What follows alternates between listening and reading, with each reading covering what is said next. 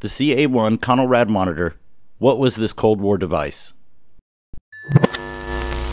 In the midst of the Cold War, when tensions between the United States and the Soviet Union were at their peak, the United States government was concerned that Russian bombers could use signals from radio towers as navigational aids to bomb U.S. cities.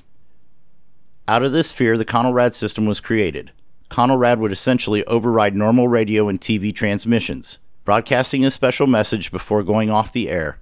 Only two frequencies, 640 kHz and 1240 kHz, would remain active, with stations switching locations intermittently to confuse potential bombers. Starting on January 2, 1957, amateur radio operators became subject to Conelrad regulations.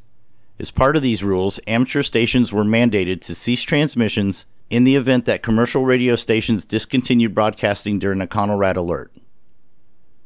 To automate this process, Heathkit introduced the CA-1 Conelrad monitor. Produced from 1957 to 1960, this device would monitor a local AM station by using the automatic volume control circuit of a typical AC/DC AM radio from that era.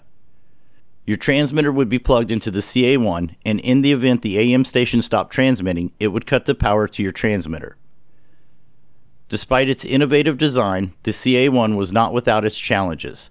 False alarms were a common occurrence, triggered by momentary off-air instances of fading signals. Many amateur radio operators opted to modify their CA-1 units, as suggested in the manual, to activate a warning light or sound a buzzer instead of disconnection. The relevance of the CA-1 diminished as the focus of the nuclear threat transitioned from bombers to intercontinental ballistic missiles.